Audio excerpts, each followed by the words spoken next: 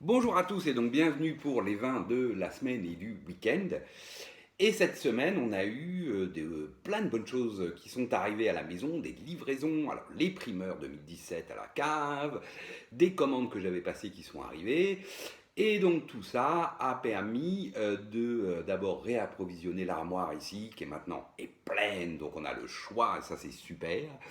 Et puis de goûter des nouvelles choses que j'ai pu acheter de droite et de gauche. À commencer par ce domaine dont j'entends beaucoup parler et dont j'ai acheté quelques bouteilles en rouge et en blanc. Alors on a d'abord goûté ça. Donc le domaine Maxime Magnon dans les Corbières, ce Rosetta 2018. Alors qu'est-ce que ça donne? Bon, bah clairement on ouvre, on met le nez dessus et là, bah on identifie tout de suite, hein, on va dire la mouvance de ce vin, hein, très bio nature, mais bio là, je crois pas qu'il est nature, je crois qu'il est bio. Mais voilà, avec une vinif, on voit bien d'où elle vient, enfin ce que c'est, etc.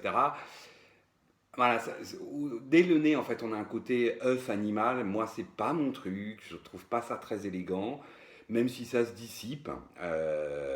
Et ça laisse apparaître ensuite le fruit noir. On a des notes un peu amyliques. On dit souvent amylique, hein, un côté un peu patchouli, mais qui vire presque à la banane. Sur un fond on va dire noyau, mais très vite on a ce côté animal œuf. La bouche par contre est beaucoup plus jolie, c'est bien fait, jolie densité, c'est pas trop alcooleux, légèrement quand même, on est plutôt sur la cerise Kirché.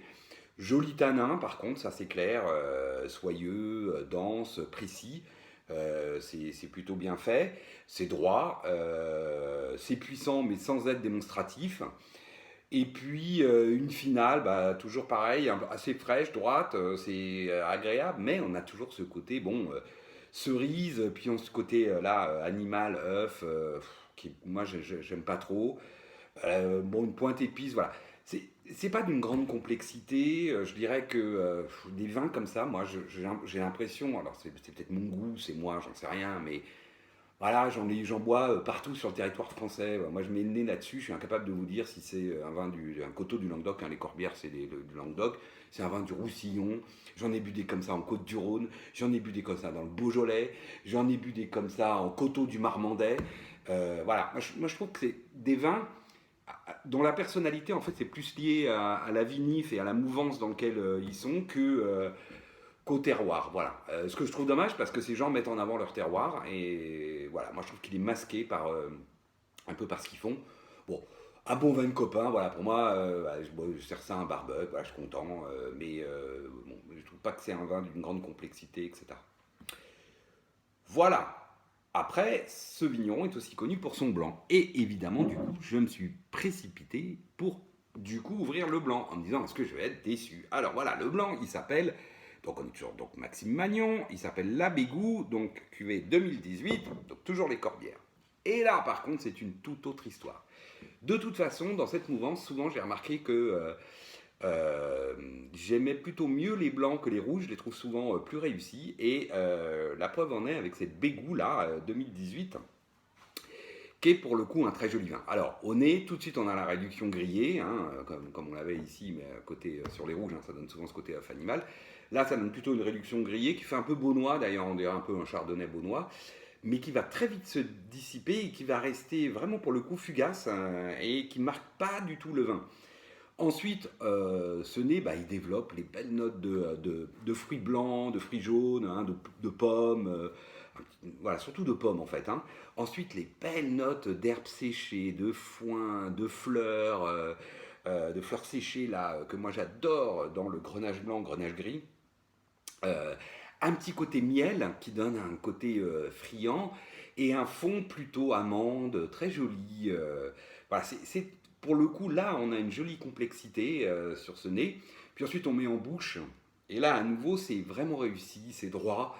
Belle matière, soyeuse, du volume, tout en gardant de la droiture. C'est friand sur donc la pomme, presque la pomme granit. Hein. Il y a un côté presque frais. Ensuite arrivent ces notes de miel, fleurs d'oranger, ensuite le côté herbe séchée, foin, qui donne un côté frais, et le fond d'amande, c'est vraiment joli, belle finale, droite, de belle densité, c'est plein, et avec une jolie persistance. Voilà, ça pour moi, c'est vraiment deux classes au-dessus du rouge. Et là, on a un très joli vin. Je pense qu'à l'aveugle, j'aurais mis ça en roussillon. Alors, j'ai encore du mal à différencier, on va dire, hein, les grenages blancs, grenages gris du Languedoc de ceux du Roussillon. J'adore, moi, les vins blancs du Roussillon. Je dois dire que voilà, bah, c'est ce Bégou 2018, donc en Corbière, donc côté Languedoc, est un très joli vin. Ensuite, qu'est-ce qu'on a ouvert? Ah oui, on a récupéré ça aussi, donc livré cette semaine. Des Morgons de Daniel Boulan. Moi, j'aime beaucoup cette cuvée Corcelette, Les Cailloux. Cette fois, c'est le 2019. C'est une cuvée que j'aime bien, moi. Alors, c'est un vin surtout très bon rapport qualité-prix. Ah oui, j'ai oublié de dire, autant le blanc, ici, c'est un très bon rapport qualité-prix. Et le rouge, c'est ça aussi qui m'a un peu. Bon, c'est que c'est pas donné, quoi. Hein. Prix caviste, c'est une vingtaine d'euros. Voilà. Là, ici, prix caviste, on est sur entre, on va dire, une quinzaine d'euros, entre 10 et 15 euros. Voilà. Et là, on a un très très joli vin pour ce prix-là. Bonnet, alors un peu mat, plutôt fruits noirs. Ensuite, on a belle note d'épices, plutôt, on va dire, patchouli, côté floral patchouli, côté un peu réglisse, mais voilà, sur un fond noyau assez réussi. Belle bouche ensuite, il y a du volume, très joli tanin. C'est précis, c'est fin, c'est tonique, c'est mûr. On est sur le fruit noir, la mûre, la myrtille. Après arrive un petit côté fruit rouge, puis ensuite très vite les notes d'épices. À nouveau entre réglisse et patchouli, enfin voilà un petit floral, un petit côté épicé, très agréable. Un fond donc plutôt noyau qui, euh, qui est vraiment très très bien. Belle finale, droite en gros. Ouais, un joli vin, moi j'aime beaucoup, il est réussi, voilà, un bon vin, ce Corcelette Morgon de Daniel Boulin. Ensuite, qu'est-ce qu'on avait? Alors là, on a plus classique de la maison, hein, comme on est revenu enfin, j'ai rapporté donc les bouteilles de la cave Bougival. On a ouvert ça parce qu'on a fait le Carpaccio, et sur les Carpaccio, qu'est-ce qu'on boit? On boit des Bourgogne Rouge 2008. Et donc on a ouvert ça à Nuit Saint-Georges, Léo Prullier, Daniel Rayon 2008. Alors, qu'est-ce que ça donne? Alors on a un nez, bon, pas surprenant, hein, plutôt frais, végétal, alors qu'attaque sur la groseille, plutôt la framboise, mais la groseille quand même. Ensuite, donc ces fameuses notes végétales hein, de 2008, un millésime très frais, je rappelle. Et donc de ronces, de sous-bois. Puis arrive là la jolie complexité, on va dire, qu'apporte la patine du temps. Le sous-bois humide, puis tout d'un coup le champignon noble, hein, le cèpe un peu, donc beaucoup plus agréable. Une petite pointe d'épices légère et un fond alors qui, je dirais, est plutôt autour du mocha qu'autre chose. Sylvia a beaucoup aimé le nez de ce vin. Ensuite en bouche, bon, c'est un 2008, mais là évidemment on est sur un premier cru au Prullier, qui a un beau terroir de Nuit Saint-Georges. Donc on a suffisamment de matière pour enrober la vivacité. Ça reste frais, droit, voire vif, mais c'est bien enrobé d'une jolie matière, joli tanin, hein, soyeux, ça il n'y a pas de souci. C'est droit, c'est tonique. On est à nouveau sur la groseille, avec les notes d'épices, puis ce côté sous-bois, ronce, un peu végétal, puis le fond mocha, amande, et puis un petit côté cuir qui arrive, qui est très joli, belle finale, enfin belle, finale fraîche, droite, voilà. Moi j'ai bien aimé, c'était très bon sur le carpaccio, c'était super parce qu'à nouveau hein, l'acidité du carpaccio fait que le vin paraît plus rond, plus soyeux, plus charmeur. Sylvia, elle, a beaucoup beaucoup aimé ce vin, voilà. Donc c'était comme quoi. Hein, voilà. Moi je le trouvais très bon, mais je n'ai pas été estomaqué. Sylvia a vraiment beaucoup aimé. Ensuite, un autre domaine que je ne connaissais pas, dont j'entendais beaucoup parler, j'avais très envie, donc j'ai eu l'occasion de pouvoir en acheter, et c'est un Pomerol. Alors, c'est le château Gombaud de Guyot, c'est le millésime 2012, et je dois dire que j'ai été très surpris, entre guillemets, par ce vin. Je m'attendais à quelque chose d'assez international, etc. Eh ben non, enfin oui et non, mais non, très joli nez. Alors plutôt fruits noirs à nouveau, hein, cassis, fruits noirs. Puis arrivent ensuite des notes de cèdre, des notes voilà, de cèdre, un peu de bois précieux cèdre. Puis très vite ça fait un peu encens, camphre. C'est très frais. On a une pointe ensuite assez végétal, plutôt typé bourgeon de cassis, on va dire, mais qui allège hein, ce côté un peu camphré, encens, etc. Et sur un fond qui n'est pas du tout marqué d'élevage, enfin je trouve d'élevage boisé, vanillé, fumé, pas du tout. On est plutôt sur un très léger mocha et surtout cacao balsamique en fait. Plus qu'autre chose, hein, c'est assez cacao balsamique. Euh, mais voilà, c'est très léger. Ensuite en bouche, on est tout de suite sur le fruit, vraiment le cassis.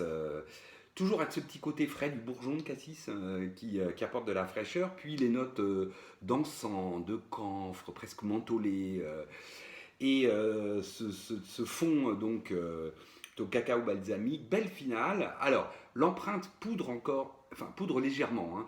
Autant c'est puissant, c'est assez puissant pour un pomerol en bouche, j'ai trouvé. Par contre, c'est très charmeur, hein, large, etc. Et sur la finale, ces tanins, ils poudrent un petit peu, ils sont encore un petit peu astringents. À mon avis, il faut l'attendre encore quelques temps. Mais l'empreinte est belle et puis la persistance est très jolie. Donc toujours ce côté cassis, les notes d'encens, la petite pointe, la bourgeon de cassis, le fond plutôt balsamique. Voilà, très joli vin. Et je m'attendais à quelque chose de beaucoup plus international, boisé, enfin boisé au sens classique, soit vanillé, soit fumé. Pas du tout. Et donc, si je devais dire, alors je n'ai pas une énorme expérience de Bordeaux, hein, mais dans le style, je rapprocherais plutôt ça d'un style de type, on va dire, de Renoncourt pour faire simple, plutôt que le style Roland. Voilà, qui sont deux grands œnologues hein, qui font conseil beaucoup de domaines dans le Bordelais. Voilà, et moi je trouve que ça ressemble assez. Enfin voilà, c'est un vin qui a de la personnalité. Voilà, c'est vraiment un joli vin. Je comprends pourquoi on parle pas mal de ce pomerol. Franchement, c'est un joli vin. Et puis pour finir, ce qu'on va boire ce soir, alors ça aussi, hein, primeur 2017, donc ça vient d'arriver. C'est un Saint-Joseph de Cuilleron, la cuvée Lesserine 2017. Donc je viens de le rentrer, donc je les goûte pour voir. Hop, j'ai mis mon verre ici, voilà. Bon, j'ai ouvert il y a quoi, allez, 30 minutes. Donc clairement, bon, Curon, hein, on sait que voilà, il fait un peu d'élevage, hein, c'est clair. Donc à l'ouverture, vous voyez, on a un léger, enfin on a un peu marqué d'élevage. Alors on a à nouveau le côté un peu œuf animal hein, que je disais ici, mais alors c'est beaucoup plus léger. Et puis ensuite, on a effectivement le cassis, le poivre, et puis des notes clairement mocha d'élevage qui sont encore là, hein, boisé mocha, qui sont clairement là, mais qui ne sont pas non plus envahissantes plus que ça. Mm. Mm. Ensuite en bouche, bon, le vin un peu frais, il sort de l'armoire là, qui est un peu frais. En bouche, on a un vin droit, mûr, c'est droit, il y a une belle fraîcheur, hein, presque tendue, surtout sur la finale. De jolis tanins qui accrochent encore un peu. Voilà, le vin a clairement besoin de, à mon avis, 2-3 ans tranquille. Hein, donc ça ne va pas à boire tout de suite. Hein. Histoire de s'assagir, de se patiner, on va dire. Voilà. Par contre, c'est une jolie persistance de cassis. Après, on a les notes un peu d'élevage quand même. Mocha. Ensuite, on a la pointe de poivre typique de la Syrah. On l'a. Voilà, mais le vin est vraiment tout jeune, mais réussi. Bon, ce soir, on va manger hein, des aubergines farcies, donc ça va très bien le faire là-dessus. Mais je conseille à ceux qui en ont de l'attendre. Voilà, j'espère que vous aussi vous avez passé une belle semaine, un bon week-end, et puis je vous dis surtout à la semaine prochaine. Allez, salut.